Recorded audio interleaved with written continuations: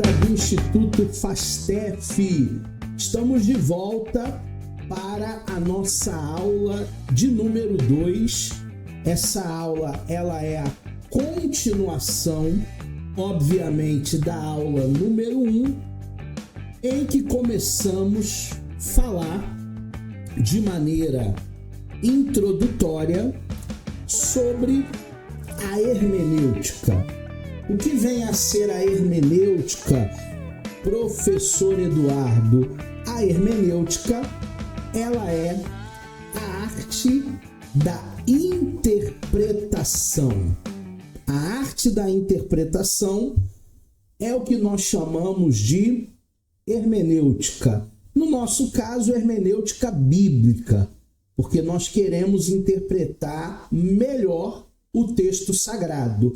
Mas não existe só a hermenêutica bíblica.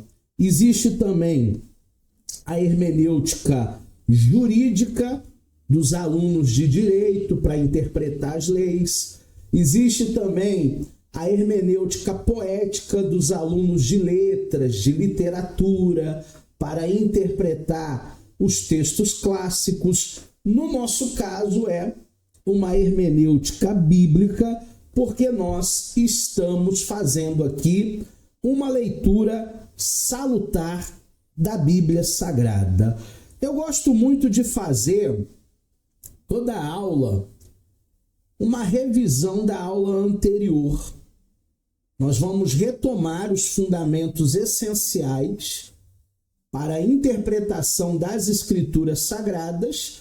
Nós estamos, através destas aulas, neste módulo, construindo uma jornada pelo método da ciência e da arte de compreender a palavra de Deus. Porque, ao mesmo tempo que a hermenêutica ela é vista como ciência, porque tem regras, tem normas, tem conceitos, ela também não deixa de ser uma arte, porque eu preciso colocar ali toda a inspiração que o Senhor ele me dá. Então, é sim uma ciência, mas também não deixa de ser uma arte. Na aula passada, para quem não assistiu, nós falamos da definição da hermenêutica bíblica, o que é e qual é o seu propósito fundamental nas Escrituras Sagradas. Então, importantíssimo essa questão de definição da hermenêutica. Também, na aula passada, nós vimos os objetivos da hermenêutica, as metas que orientam o processo interpretativo da Bíblia. Vimos a questão que eu acabei de dizer, ciência e arte. A hermenêutica como disciplina que combina o rigor científico com regras, com conceitos, com normas, mas também com uma sensibilidade artística de quem leva ali uma interpretação. Vimos ainda a interpretação versus a aplicação. Interpretar é você descobrir o que Paulo falou, o que Moisés falou, o que Jeremias falou. A aplicação é você contextualizar a mesma mensagem nos dias atuais. Essa distinção ela é fundamental. A hermenêutica geral e a hermenêutica especial são os dois grandes ramos, né, da hermenêutica, como falamos na aula passada. Ainda falamos também sobre conceitos como hermenêutica, exegese e exegese. A hermenêutica ela tem uma irmã gêmea que se chama exegese. A hermenêutica é uma disciplina mais teórica para a gente aprender a jogar o jogo, são as regras, e a exegese já é a prática. E tem a exegese, que é aquela forçada de barra quando alguém acaba transformando um texto sagrado numa heresia. Vimos sobre a crítica textual e a crítica histórica, ferramentas acadêmicas para fazermos uma análise dos textos bíblicos originais. Falamos ainda de teologia bíblica e de teologia sistemática. Não só existem essas duas, existem outras tantas teologias, como a dogmática, por exemplo, as contemporâneas, mas a gente focou na primeira aula só nessas duas. E por fim, nós falamos da necessidade da hermenêutica. Por que nós precisamos de um método que é um método rigoroso para interpretar as Escrituras? E terminamos a aula com bloqueios de compreensão de determinados textos. Alguns obstáculos que impedem o intérprete a fazer uma boa exegese, fazer uma boa hermenêutica do texto bíblico. Foi uma primeira aula muito completa.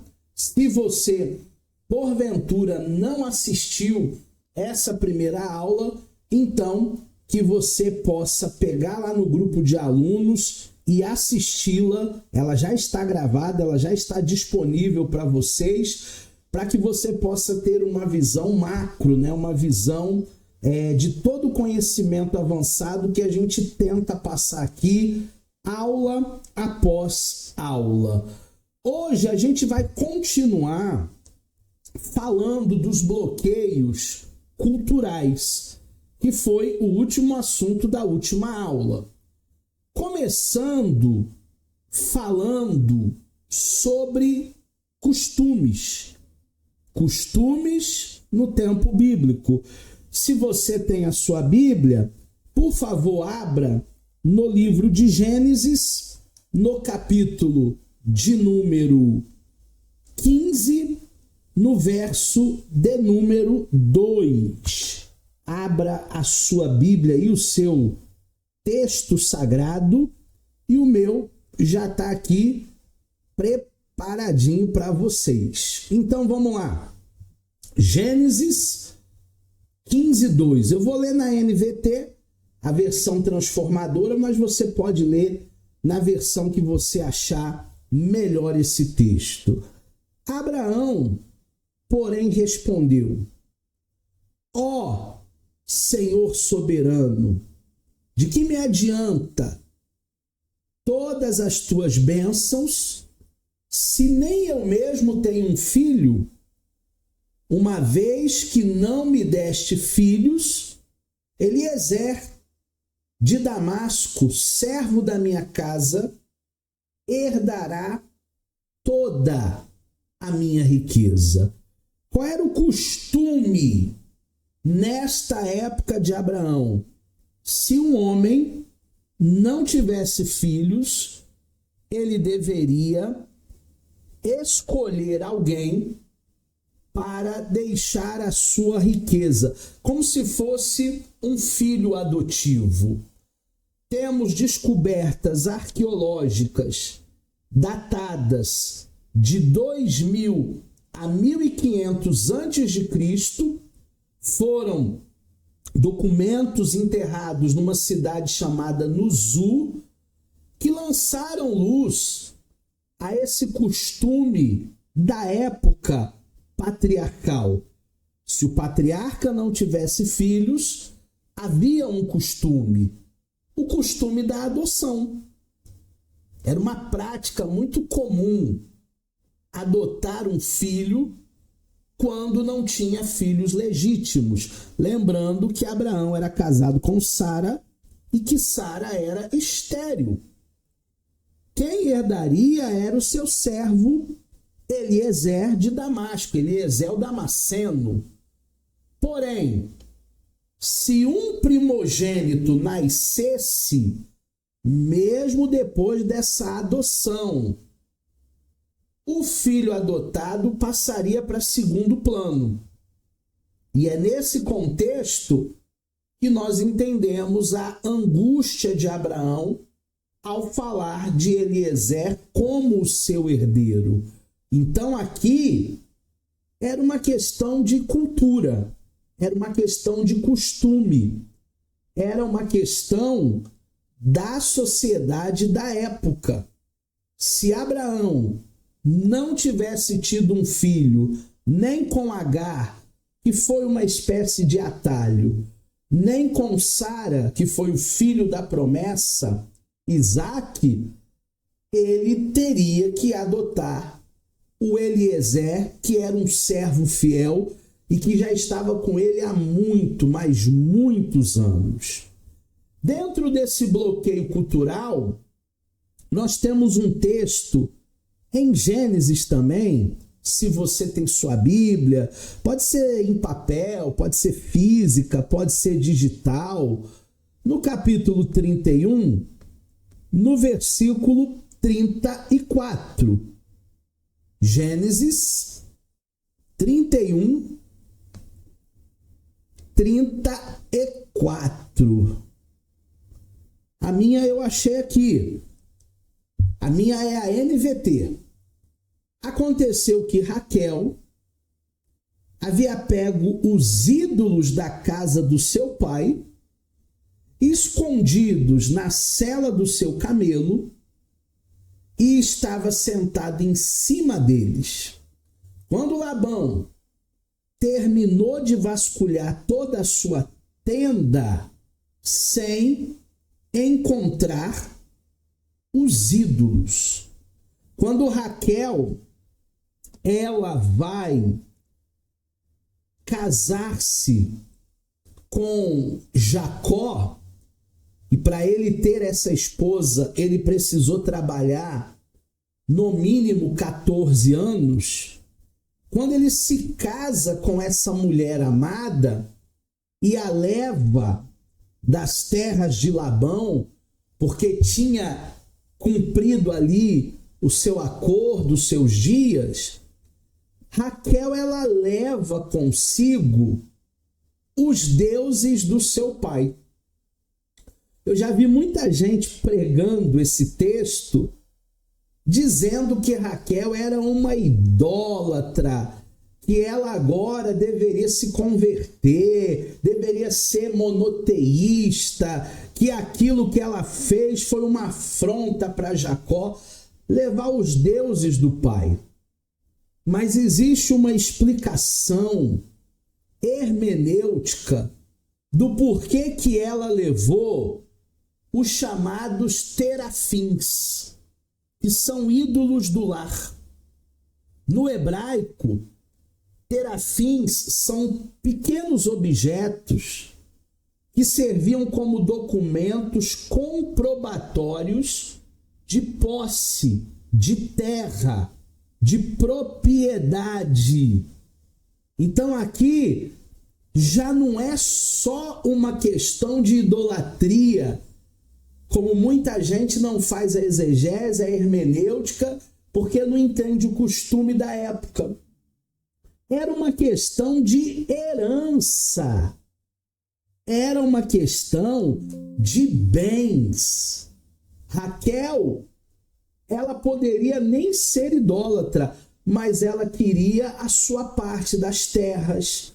Quando o seu pai Labão fechasse os olhos, ela queria a sua parte da herança. Ao roubar os terafins do seu pai Labão, Raquel não estava apenas levando os ídolos, ela estava reivindicando uma herança paterna. Porque se fosse só esses pequenos objetos, era só mandar fabricar outro. Levaram lá um pequeno ídolo, levaram lá um pequeno bonequinho meu. Tudo bem, a minha filha tem a mesma fé que eu, então eu vou comprar outros. Não. A questão não era uma questão puramente idólatra. A questão era que Raquel roubou as propriedades do pai. O pai agora, se quisesse vender, negociar, ele não poderia, porque não tinha aquela espécie de escritura. Esses pequenos ídolos eram uma espécie de escritura da época. Veja a importância da hermenêutica. Sem o conhecimento desse costume, o leitor moderno não compreende a gravidade do ato de Raquel nem a fúria de Labão ao procurar os objetos. Então, muita gente vai achar Raquel como uma idólatra. E não é bem assim. Mais do que uma idólatra, Raquel, naquele momento, roubou a herança do pai.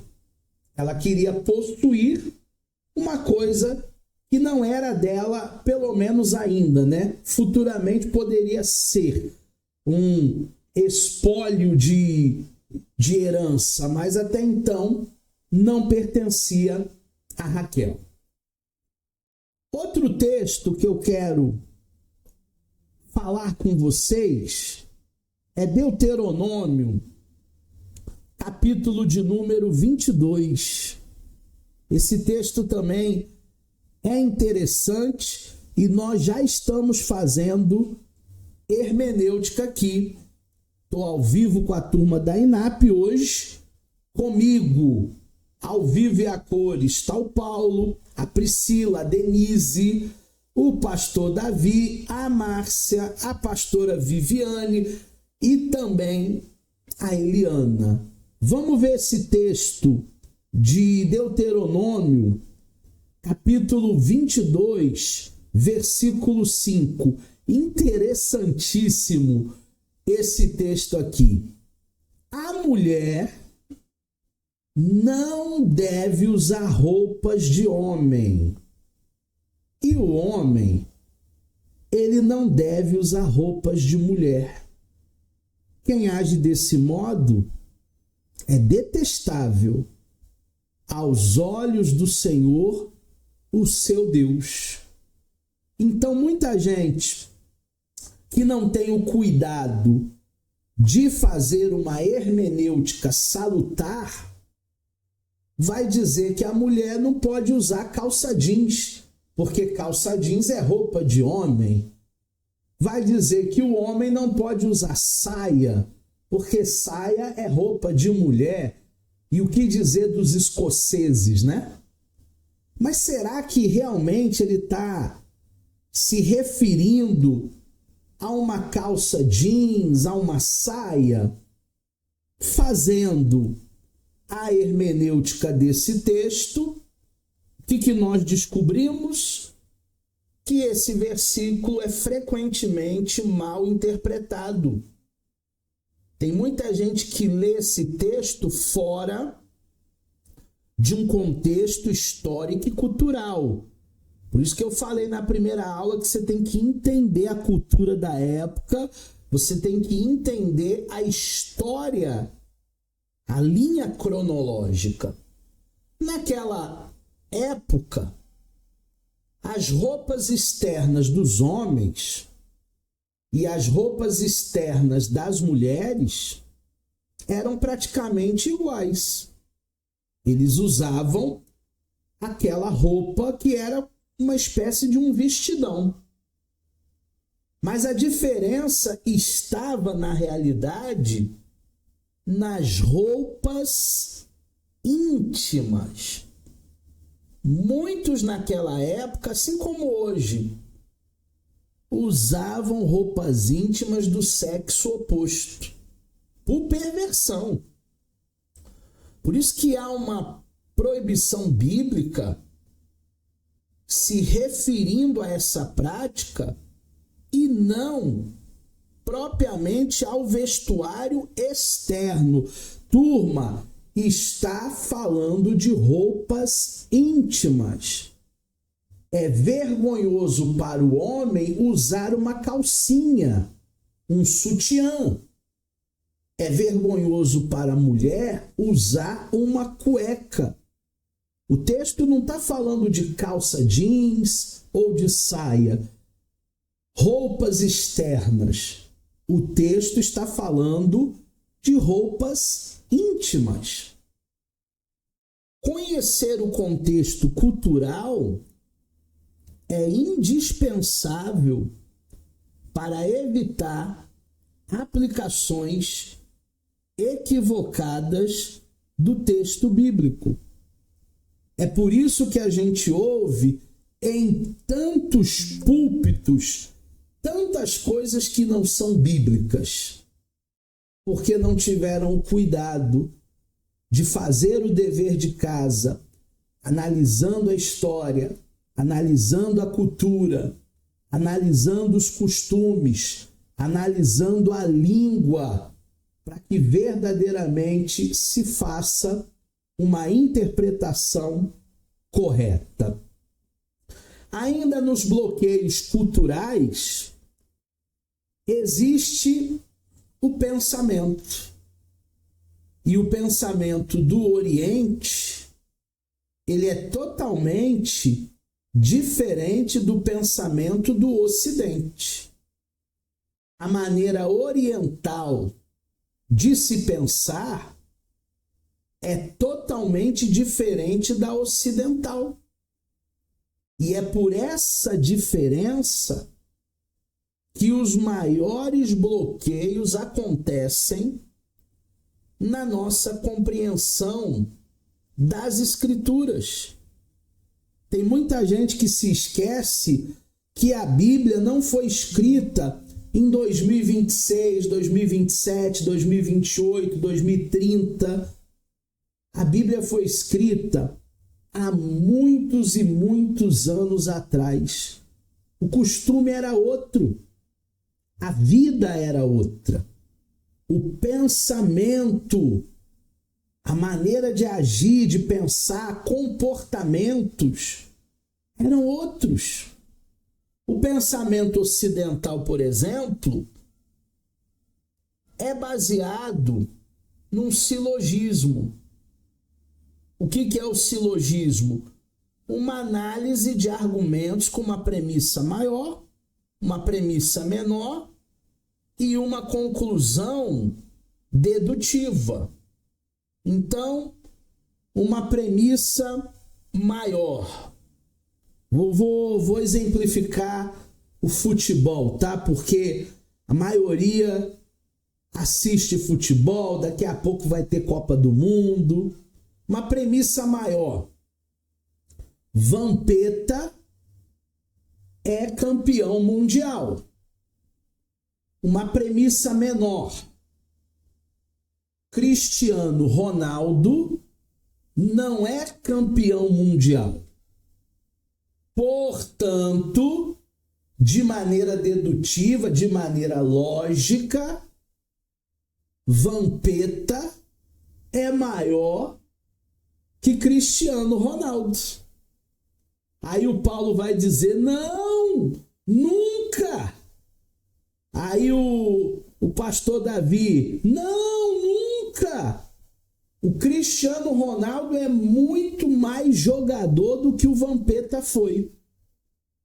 Mas o Vampeta tem um título pelo Brasil, uma Copa do Mundo, que o Cristiano Ronaldo não tem ainda com Portugal.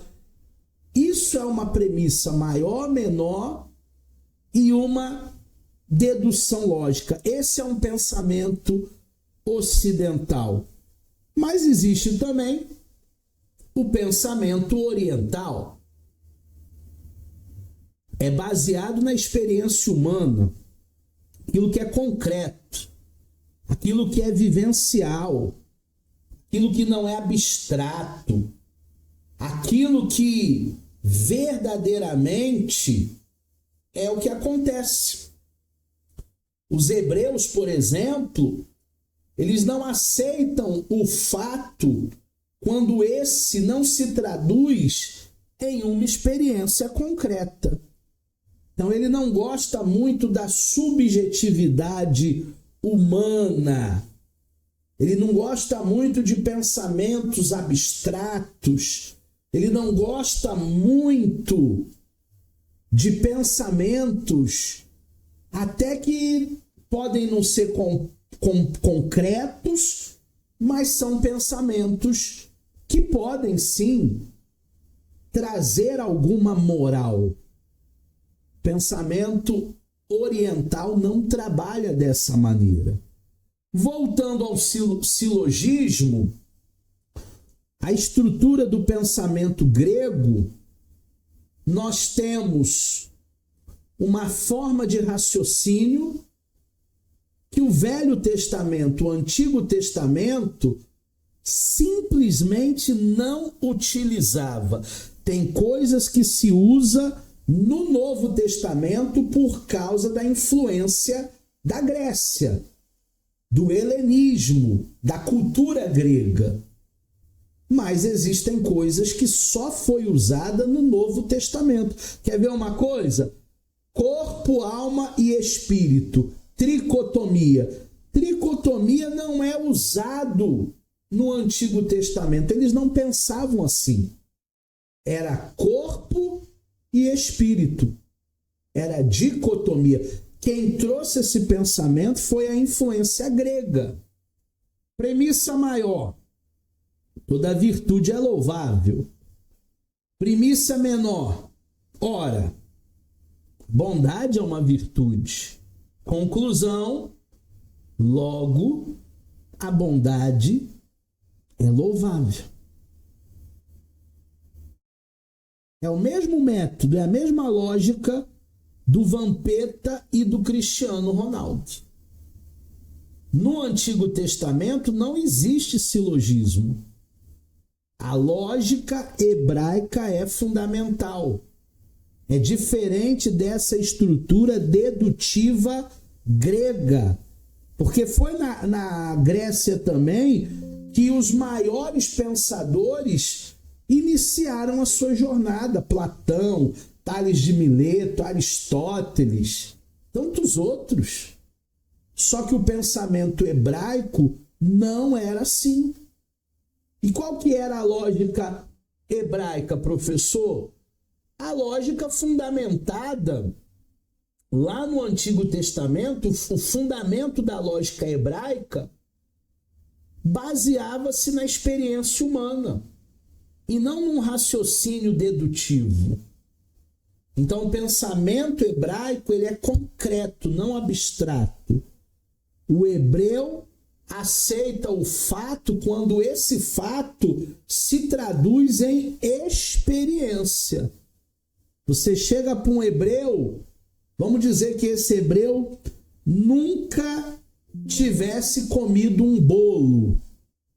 E aí você chega para ele e diz assim, olha, se misturar leite, farinha, fermento, se misturar chocolate, bate, faz uma massa homogênea, unta uma forma, coloca no forno e ali vai sair um bolo delicioso. Se ele nunca comeu um bolo, ele vai dizer não, um bolo não existe. Porque ele não consegue fazer essa dedução.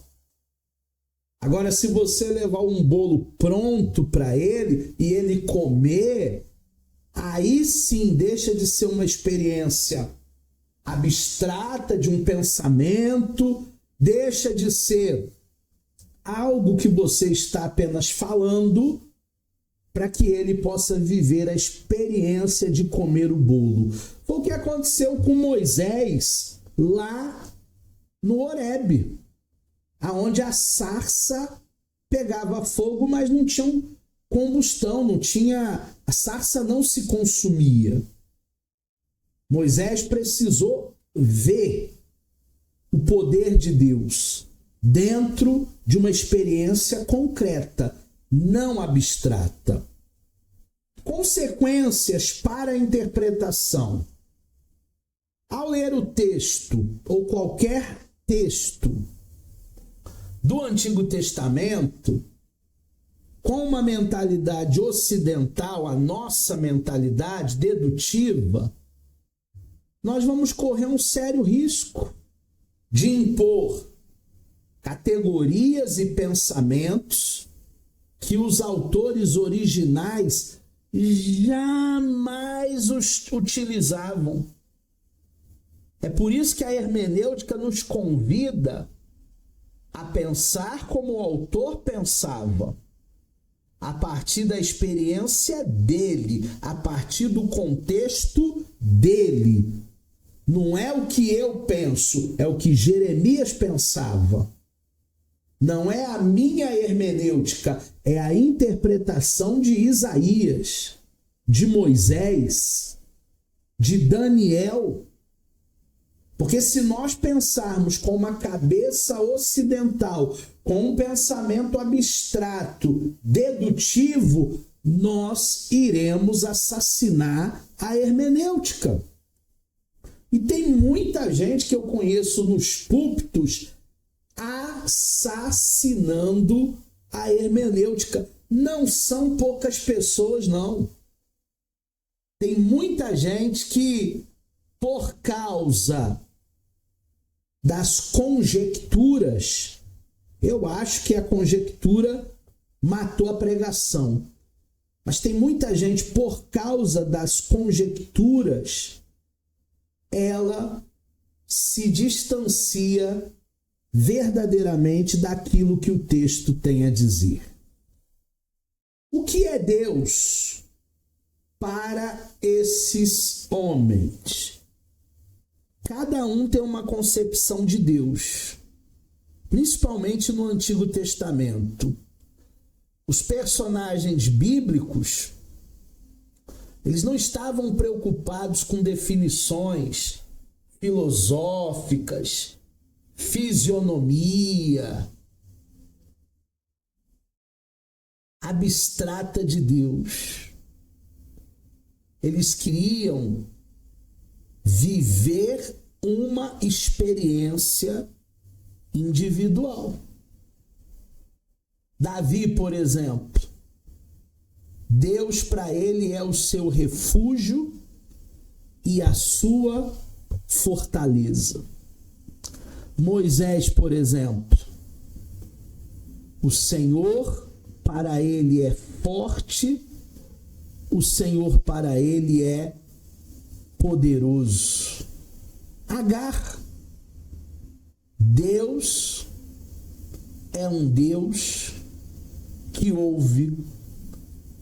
Então essa percepção de Deus para cada um, ela é subjetiva também. Hoje, antes de começar a nossa aula, eu estava fazendo a minha aula, porque eu também sou aluno de pós-graduação de neuroteologia. Professor, o que é a neuroteologia? A neuroteologia é o diálogo entre as neurociências e a teologia, a ciência e a fé, que elas podem se convergir. E como um cérebro religioso se comporta diferente de um cérebro que não é religioso. Já existem experimentos hoje, amostragens na neurociência, que uma pessoa que ora fisiologicamente, neurologicamente, tem resultados diferentes de quem não faz nenhum tipo de oração. Ela ativa determinadas áreas do cérebro. Muito interessante. A ciência conversando com a fé. Porque antes eram duas inimigas, né? Cada um no extremo. Agora não mais. Uma pessoa, por exemplo, que lê vários livros, mas nunca leu a Bíblia, se comporta diferente com aqueles que leem a Bíblia regularmente. E não é só uma questão comportamental, é uma questão, quando falamos em neurociência, de uma composição neural. É muito interessante. Então hoje eu estava falando, né, o professor, eu estava ouvindo, eu sou aluno, né, não professor, na pós. Hoje nós estávamos lá debatendo exatamente isso. Como a percepção de Deus para cada um ela é diferente. Tem pessoas que têm uma percepção de Deus que Deus é um tirano, que Deus é um déspota, que Deus só quer uma falha, um vacilo para jogar ela no inferno. Tem gente que tem essa percepção do Criador. Vimos aqui a mentalidade de Davi, a mentalidade de Moisés e de Agar. O conhecimento que se traduz em vida. Um teólogo deve ser conhecido como um profundo conhecedor da Bíblia. Temos conseguido viver isso em nossa vida. Nossa experiência diária, nossos devocionais. Esse conhecimento de nada adiantará, valerá absolutamente nada, se não traduzirmos esse conhecimento para a nossa vida.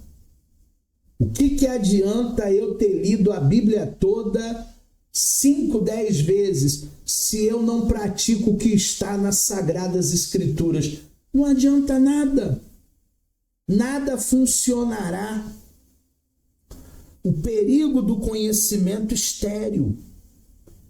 Personagens bíblicos não estavam preocupados com a fisionomia abstrata de Deus, mas com uma experiência concreta de cada um com o Criador. Lembra quando Jó falou: antes eu te conhecia de ouvir falar, mas agora verdadeiramente eu conheço o autor e sustentador da minha fé.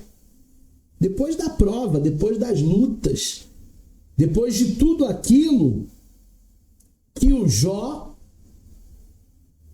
perdeu, depois da restituição, agora ele conhecia um Deus diferente daquele Deus que ele outrora achava que conhecia. Muito interessante, né? Porque agora ele tem uma experiência real com o Criador. O desafio do teólogo e do estudante também de teologia, aspirante também em teologia, é esse verdadeiro conhecimento que precisa ser vivido na prática, não apenas acumulado, empilhado em livros, mas uma experiência com Deus válida que dá vida ao conhecimento intelectual. Eu vou falar uma coisa aqui, vocês podem nem acreditar em mim. Existem teólogos que são ateus. Existe. Pessoas que de tanto questionar, tanto filosofar, tanto se debruçar aos livros, esqueceram do mais importante, que é a prática, a vivência, a experiência, uma vida com Deus.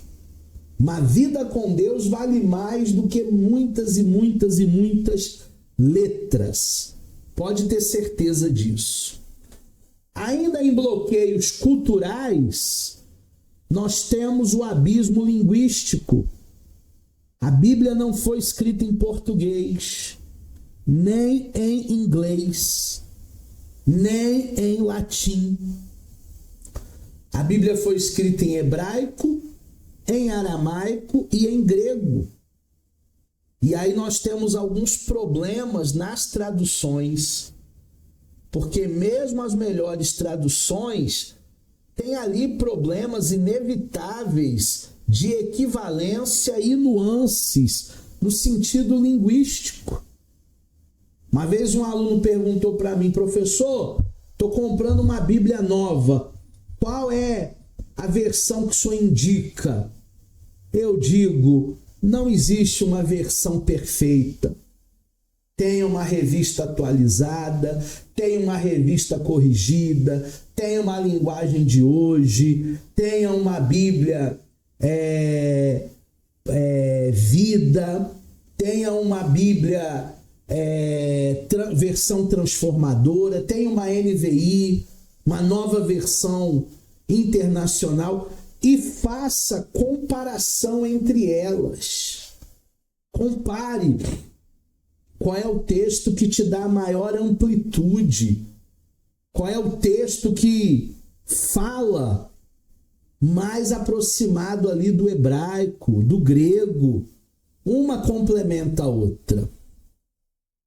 Idiomatismo são expressões de uma língua, de um povo, intraduzível. Não dá para traduzir de forma literal sem a perca do sentido. Então a Thalita Rebouças estava escrevendo um livro e ela precisava traduzir para o português Portugal a palavra franelinha. E franelinha, principalmente aqui no Brasil, no Rio de Janeiro, é aquele cidadão que fica dizendo que está olhando o teu carro, mas não está olhando nada. E depois, quando você vai pegar o carro, ele quer um dinheiro.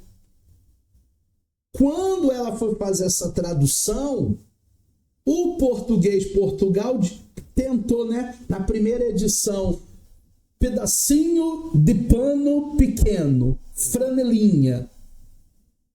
Mas pedacinho de pano pequeno sai totalmente do verdadeiro sentido da palavra. Então isso é o que nós chamamos de idiomatismo, expressões que só se falam em um determinado povo. Uma vez eu estava lá no metrô da Pavuna, eu ia para o centro do Rio, e aí um rapaz, vendedor ambulante, camelô, chegou para uma menina lá na Pavuna e disse assim para ela: "E aí, já é?" Aí a menina: "É ruim de hein?" Agora, como traduzir esse carioquês para uma outra língua? O que eles estavam falando? E aí, já é ruim de é? É uma coisa que só quem é da Pavuna, só quem é do Rio de Janeiro vai saber. É o chamado idiomatismo. As línguas têm uma falta de equivalência. Existem muitas palavras bíblicas que não possuem uma palavra equivalente numa outra língua moderna, gerando assim percas semânticas. Eu já dei o exemplo aqui do amor. No português nós temos uma palavra genérica, amor. Esse amor pode ser marido e mulher, esse amor pode ser de mãe, que não é o mesmo amor. Esse amor pode ser entre irmãos, esse amor pode ser no sentido de doação, no sentido de acolhimento, mas a palavra é a mesma, amor. A gente só vai descobrir que amor é esse lendo o contexto da história. Já no grego, cada palavra representa um amor. O ágape, o estorgém, o filéu, o eros. Então nós temos essa questão de uma falta de equivalência. Abra sua Bíblia em 1 de Pedro, no capítulo de número 1. 1 de Pedro fica bem lá no final da Bíblia, é um dos últimos livros da Bíblia. Capítulo 1, versículo 20. Vou colocar a minha aqui, versão NVT, um exemplo linguístico. 1 de Pedro 1:20. Vamos nós. Ele foi escolhido antes da criação do mundo, mas agora, nesses últimos tempos, foi revelado por causa de vocês. Está falando do projeto de Deus enviando Jesus, mas não por uma besteira que Adão fez, porque tudo já estava dentro de um plano. A palavra grega aqui é epilusis. Epilusis significa, o significado real, uma iniciativa de Deus, um impulso de Deus, e não uma interpretação como muitas pessoas vão sugerir. A implicação teológica aqui é que o versículo trata da produção da profecia e não de sua interpretação. Nenhuma profecia da Escritura foi feita pelos profetas por sua própria conta ou iniciativa, mas todos os profetas, eles foram, olha que coisa linda, eles foram iluminados por Deus. Todos os profetas receberam uma revelação divina, uma iluminação da Escritura. Uma única palavra mal traduzida pode alterar completamente o sentido teológico. Então, cuidado, não caia naquele erro de querer escavar uma coisa que o texto não diz. Eu também vejo alguns pregadores de plantão querendo extrair do texto uma coisa que o texto não diz. E isso é perigoso. O conceito bíblico de inspiração, que é diferente de revelação, a Bíblia, enquanto tenha mantido os estilos pessoais, as expressões e liberdade dos escritores humanos, é a palavra de Deus em suas fontes originais. Toda ela totalmente inspirada por Deus, mediante o Espírito Santo, sem nenhuma diferença qualitativa na inspiração de qualquer um de seus livros, cuja autoridade é assim normativa para a fé e a vida, para a doutrina e proclamação, para o pensamento e investigação. Então há uma grande diferença entre revelação e inspiração. Revelação é algo direto. Inspiração é algo indireto. Quando Deus fala com Moisés lá no Monte Sinai e dá a ele os 10 mandamentos, Deus falando direto com Moisés. Revelação.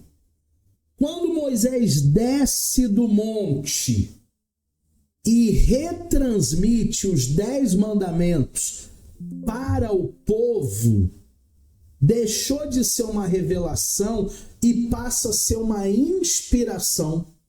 Porque agora não é Deus falando diretamente com o povo, é Deus usando Moisés. Ah, professor, mas a mensagem não é a mesma? Sim, mas nós vamos adequar a mensagem a uma linguagem, a um contexto, a uma época. É a mesma coisa quando Deus me dá uma mensagem, qualquer que seja o tema, e aí eu vou pregar em um ministério apostólico. Eu vou pregar de uma maneira, de uma forma. O mesmo tema, se eu for convidado para pregar nas Assembleias de Deus, já é outro tipo de abordagem. A mensagem, o conteúdo pode ser o mesmo, mas eu entendo também a liturgia que eu estou inserido. Se tivesse numa batista, se tivesse numa presbiteriana, pode ser a mesma mensagem. Mas quando o agente homem retransmite ao povo, deixou de ser revelação e passou a ser inspiração. Moisés lá em cima do monte, inspirado por Deus, recebe a revelação. Moisés desce do monte inspirado, agora transmitindo para o povo aquilo que de fato o povo precisava ouvir. Mais um texto. Hoje nós estamos fazendo aqui hermenêutica. Primeira carta aos Coríntios, capítulo 7, versículo de número 10. Primeira aos Coríntios 7, 10. Eu já tenho aqui. Para os casados, porém, tem uma ordem que não vem de mim, mas do Senhor. A esposa não deve separar-se do marido. Será que é isso mesmo? Vamos ver a segunda aos Coríntios. Digo eu, não o Senhor? A distinção de Paulo é clara entre Cristo e o que ele fala diretamente como apóstolo. O ensino não é direto, o ensino é indireto pelo Espírito. Então deixa de ser uma revelação e passa a ser uma inspiração. Paulo estava falando. Mesma inspiração, porém ambos são igualmente inspirados, pois provém de Deus, seja pela voz direta de Cristo, seja pelo Espírito que o guiava. Então que vocês possam entender dentro da hermenêutica essa distinção. Quando falamos diretamente, quando recebemos diretamente de Deus é revelação. Quando retransmitimos através de uma pregação, através de uma palestra, é uma inspiração. E toda a Escritura, ela é divinamente inspirada, porque foi Moisés que escreveu e chegou até nós. Foi Isaías que escreveu e chegou até nós. Foi Abraão, chegou até nós. Isso é uma inspiração. Vamos à unicidade da Bíblia. A Bíblia apresenta uma dupla natureza que torna a Bíblia um livro singular entre todos os livros da humanidade. Em primeiro lugar, a Bíblia é um produto de origem divina. Tem uma fonte que é Deus, uma revelação sobrenatural que vem de Deus, que transcende a capacidade de produção humana. Então a Bíblia não são 66 livros, a Bíblia é um livro só. Mas também tem uma dimensão humana. É um produto divino humano. Ao mesmo tempo que ela foi escrita por seres humanos reais, igualzinho a mim, igualzinho você, com personalidades, estilos e limitações linguísticas. Então, nós entendemos que existe uma carta paulina, porque o estilo literário é de Paulo, e existe uma carta joanina, porque o estilo literal é totalmente diferente. Não foi Paulo que escreveu, foi João. Por isso que a Bíblia é um produto divino humano, porque Deus ele conta com o ser humano na sua constituição. E aí essa dupla natureza, a divina e humana, é fundamental para toda a discussão sobre inspiração, inerrância e autoridade da Bíblia. Professor, na sua opinião, a Bíblia é inerrante? Sim. Fideldigna? Sim. Palavra de Deus? Sim. Tem erros na Bíblia? Não. Tem problemas de tradução. Como se supera? Estudando, fazendo hermenêutica, conhecendo um pouquinho grego, conhecendo um pouquinho hebraico, tendo ferramentas para isso. Um dicionário, um léxico, um strong, tudo isso aí se resolve. A Bíblia é a palavra de Deus ou contém a palavra de Deus? por causa da sua origem divina, a Bíblia é a palavra de Deus. Aqui nós temos duas grandes posições em relação ao significado da inspiração bíblica. Uma primeira posição vê a Bíblia como um livro qualquer que contém a palavra de Deus, ou seja, tem partes ali que são inspiradas por Deus, mas tem partes ali que não são inspiradas por Deus, é apenas um produto humano. Então esse pessoal aqui, eles acreditam que a Bíblia não é a palavra, a Bíblia contém a palavra. Já a segunda posição, que é a minha, provavelmente é a sua também, a Bíblia é a palavra de Deus. Toda ela, de Gênesis a Apocalipse, sua totalidade.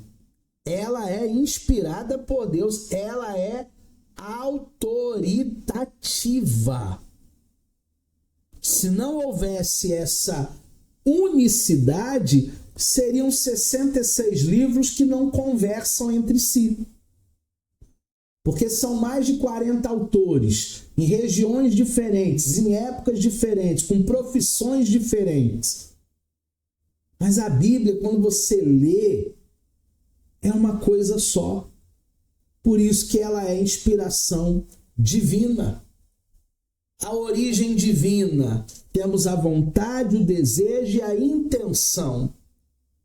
Os profetas bíblicos, eles não tiveram desejo nem iniciativa própria para escreverem as escrituras. A iniciativa foi de Deus.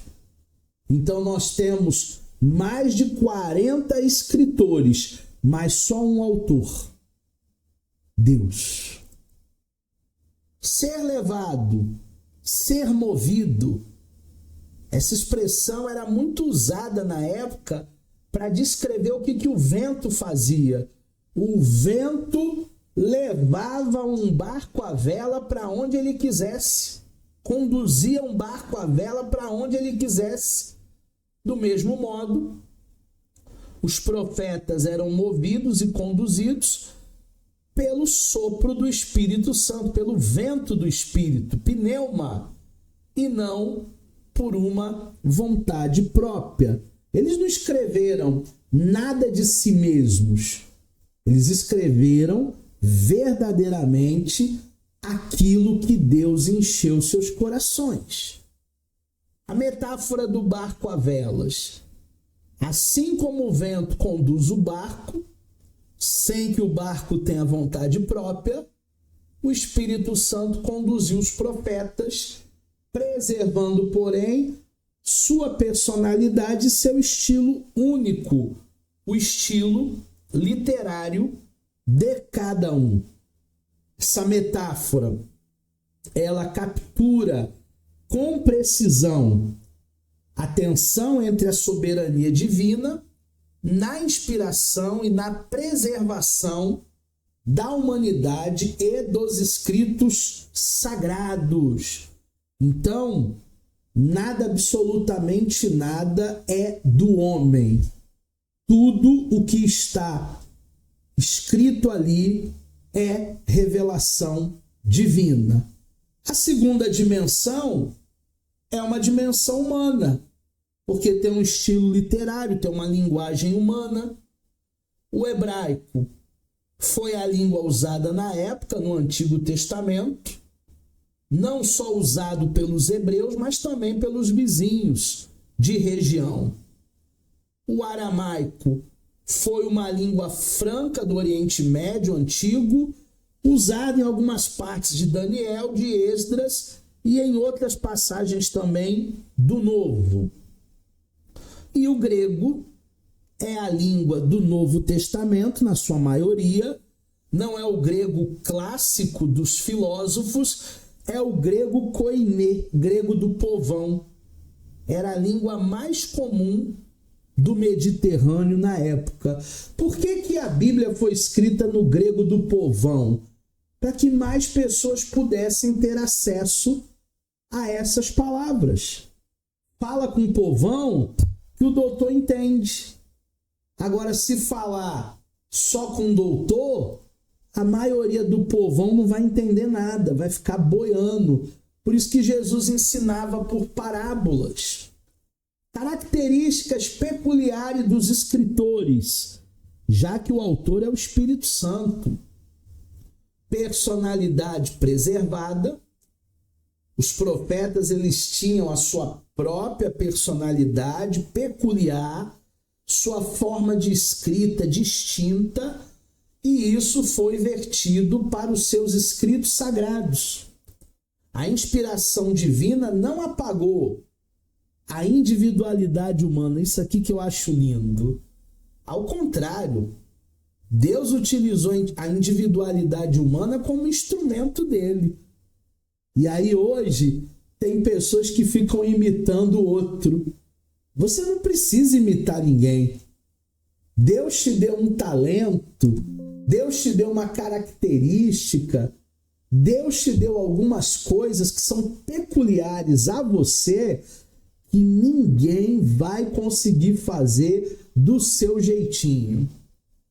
Variedade de estilos, nós podemos observar claramente a diferença na redação de Paulo, na redação de Pedro, nos escritos de Pedro, nos escritos de João, nos evangelhos de Marcos, que é um filme, e no evangelho de Lucas, que é uma novela, e em Mateus, que é um público-alvo judaizante, judeus. Cada um escreve com uma voz única, sob uma mesma inspiração. E essa inspiração, ela é divina. Foi Deus quem soprou. Foi Deus quem falou com eles. Foi Deus quem os inspirou. A inspiração aqui, ela é divina. A linguagem bíblica, nós temos uma linguagem que não é mecânica, é uma linguagem onde Deus ele não dita palavra por palavra como se fosse uma máquina. Porque tem pessoas que têm uma ideia de que Deus fez um ditado. Escreve aí, Moisés. No princípio. Aí, Moisés, no princípio. Era assim, era assim. Deus criou. Escreve aí, Moisés. Deus criou o céu e a terra. Não. Não foi um ditado. Foi uma inspiração. Não verbal. A inspiração não atuou mecanicamente com palavras ditadas, individuais, mas naquilo que os homens escreveram, experiências com Deus, aquilo que subiu ao coração deles, preservada do erro doutrinário. O profeta é preservado de erro quando se trata de uma doutrina. Por isso que a gente tem que tomar cuidado. Em cada livro da Bíblia há uma interpretação. Livros poéticos, uma forma de interpretar. Profecias, outra forma de interpretar. Livros doutrinários, narrativas, vida e obra de Jesus, evangelhos, outro estilo literário. A finalidade da linguagem bíblica. A Bíblia não foi dada numa elevada linguagem, acima da compreensão humana, que tivesse que ficar consultando o dicionário toda hora, pois se assim fosse, perderia a sua finalidade de revelar Deus ao homem. Tinha que ser de forma simples. Tudo quanto é humano é imperfeito. Por essa razão que nós devemos ter em mente que muitas vezes os escritores escreveram de forma errada. Isso é, eles cometeram certos erros gramaticais, mas nós devemos fazer essa clara distinção. Então pode ter sido aí na redação que alguma coisa fugiu da regra normativa do hebraico, do grego, mas havia homens lá que eram simples, né? Como Pedro, por exemplo, era um pescador. A linguagem da Bíblia é imperfeita, é humana, é sujeita a limitações da língua e dos escritores de cada época. É isso que eu acho maravilhoso. Deus usa quem Ele quer. A mensagem da Bíblia é perfeita. A verdade revelada por Deus permanece íntegra e sem erro na sua essência. E, professor, agora confundi. É perfeita ou imperfeita? A linguagem é imperfeita, mas a mensagem é perfeita. Pega esse código, como diz o outro lá. Pega essa revelação. A linguagem gramatical pode ter erros, mas a mensagem é fideldigna. Linguagem pode ser imperfeita, mas mensagem perfeita. Há uma distinção fundamental aqui, turma. O Senhor falou a seres humanos numa linguagem compreensiva para a raça humana, a fim de que eles pudessem entender. Eles deviam, portanto, utilizar de uma linguagem e de um idioma da época, que foi o hebraico, o aramaico, o grego, e não uma linguagem sobre-humana, incompreensível, codificada. Não. O fato de uma linguagem ser imperfeita não afeta a perfeição moral da mensagem. A imperfeição pode ser até gramatical, mas não compromete a verdade teológica. Não compromete. Existem detalhes que não comprometem. Porque tem pessoas que querem, por A mais B, saber o nome do filho pródigo, saber o nome do pai do filho pródigo, saber onde é que foi aquela terra distante que ele parou no chiqueiro. Isso não importa.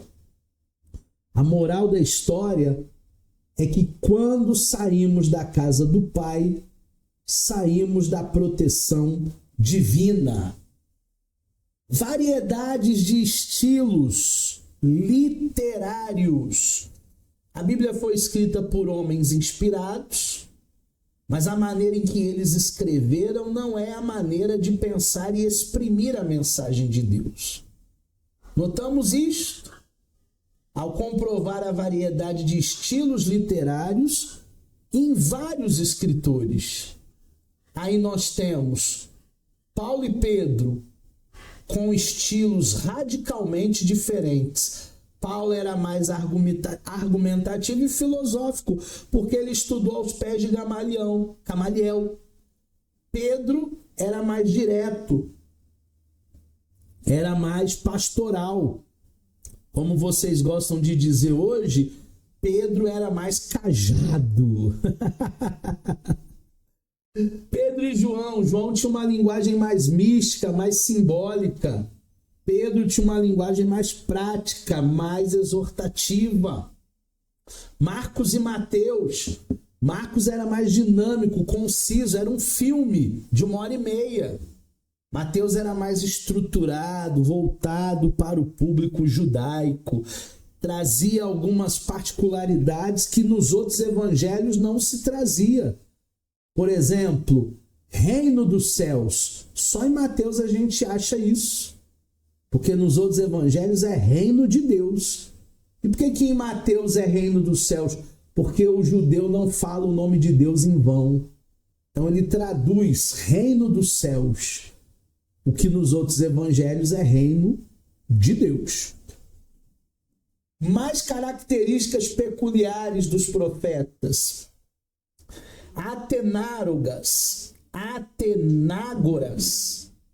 dizia que Deus usou profetas assim como um músico usa sua flauta. Isto seria possível se a inspiração fosse até mecânica, acreditando que as palavras foram ditadas por Deus. Ele está totalmente errado, não é mecânico. Jeremias, por sua vez, foi um dos profetas que mais demonstrou sua personalidade na maneira de escrever. O profeta chorão. Ele estava sofrendo em ver a sua cidade destruída. A personalidade do profeta é toda preservada na sua maneira de escrever suas angústias, seus lamentos, suas alegrias. Tudo isso está vivo no texto. Por isso, as lamentações de Jeremias. A personalidade do profeta não é apagada pela inspiração. Ele é um instrumento pelo qual Deus se expressa. Deus, em nenhum momento, tenta colocar esses homens como super crentes. Em todos os momentos ele aponta a debilidade de Davi, a fraqueza de Sansão, os problemas de Paulo. Em nenhum momento esses homens são colocados ali como super-heróis. Os homens são inspirados não as palavras. Não são as palavras da Bíblia que são inspiradas, mas os homens, os escritores que foram. A inspiração não atua nas palavras, mas no ser humano. E esse princípio de inspiração, ela é pessoal. Deus inspirou esses escritores, não as palavras por si só. Os homens foram movidos pelo Espírito Santo e suas palavras foram resultado deste movimento. A unicidade na diversidade. O Criador de todas as ideias pôde impressionar mentes diversas com o mesmo pensamento, mas cada pensamento pôde exprimir diferentes maneiras e ao mesmo tempo sem contradição. E isto se aplica especificamente aos evangelhos. Quando a gente faz um paralelismo dos evangelhos, a gente consegue colocar isso aí e entender isso aí. E hoje também, quando aplicamos a palavra em um culto, Deus vai falar de maneira diferente com cada ser humano. A questão da inerrância da Bíblia, existem duas posições evangélicas principais que confrontam neste debate. Uma primeira posição é a inerrância total. A Bíblia é totalmente privada de erros em todos os assuntos que toca, sejam assuntos teológicos, sendo assuntos históricos, sendo assuntos científicos. Não há erro na Bíblia. E a segunda posição é uma inerrância limitada. A Bíblia, ela é sem erro toda vez que se fala de salvação e de fé, mas pode possuir alguns erros em outros pontos não relacionados com a doutrina. Exemplo, Josué orou e o sol parou. Isso pode ser visto por alguém como um erro, porque não é o sol que gira em torno da terra, é a terra que gira em torno do sol. Eu, sinceramente, não vejo como um erro. Eu vejo como conhecimento científico que eles possuíam na sua época. A posição liberal é muito perigosa. Os liberais, por sua vez, acreditam que a Bíblia é fruto da mente religiosa dos judeus. Contextos polêmicos produzem posições extremadas e é necessário discernimento para navegar entre esses extremos sobre os debates da inerrância. Eu acho que a gente não pode ser radical. O debate sobre a inerrância bíblica, ele é marcado por posições que frequentemente se radicalizam em respostas umas às outras. Compreender o contexto histórico, teológico de cada posição é essencial para uma avaliação equilibrada. E em tudo na vida, inclusive na interpretação bíblica, nós devemos ser equilibrados. Eu acho que o fundamentalismo, eu acho que a falta de equilíbrio, eu acho que não ter o bom senso é o que verdadeiramente traz aí o extremismo, né? Seja o ceticismo, seja o fanatismo. Argumentos inerratistas. Em primeiro lugar, a inspiração plena. A Bíblia é completamente inspirada, não em partes, mais ou menos inspiradas. A inerrância total em todas as matérias que toca, não em apenas em questões de fé e de salvação. A inspiração verbal, a Bíblia foi verbalmente inspirada e a escolha de cada palavra reflete uma orientação divina. E a comprovação textual, nenhum erro pode ser afirmado se não puder ser comprovado no texto original. Professor, aonde estão os textos originais? Não temos mais, só temos cópias das cópias. Então, como é que eu vou provar que tem alguma coisa errada na Bíblia se não existem mais os originais? As verdades básicas sobre as Escrituras. Já estou terminando a aula, estamos na parte final para vocês não dormirem aí junto comigo. Esses pensamentos refletem a posição inerratista, entendendo por inerrância algo que está livre de qualquer erro. Então nós podemos afirmar algumas verdades básicas. Primeira, a Bíblia é um livro secular, best-seller, o livro mais lido e vendido no mundo, muito especial, que vai se diferenciar dos demais livros, dos demais compêndios, da literatura universal. Não há outro livro como ela na história humana. Para mim, apesar de haver história, a Bíblia não é um livro de história. Apesar de haver história, a Bíblia é um livro de revelação. Segundo, iluminação do Espírito Santo. Isso é indispensável, turma. Não podemos compreender a Bíblia apenas com a nossa inteligência humana, nossa intelectualidade, nossa teologia. Ao menos que contemos com a força, com o poder, com a presença, com uma especial iluminação de quem? Quem? O Espírito Santo, que sonda as profundezas de Deus e esclarece os mistérios da sua palavra, como diz o Evangelho de João, capítulo 16, versículo de número 13.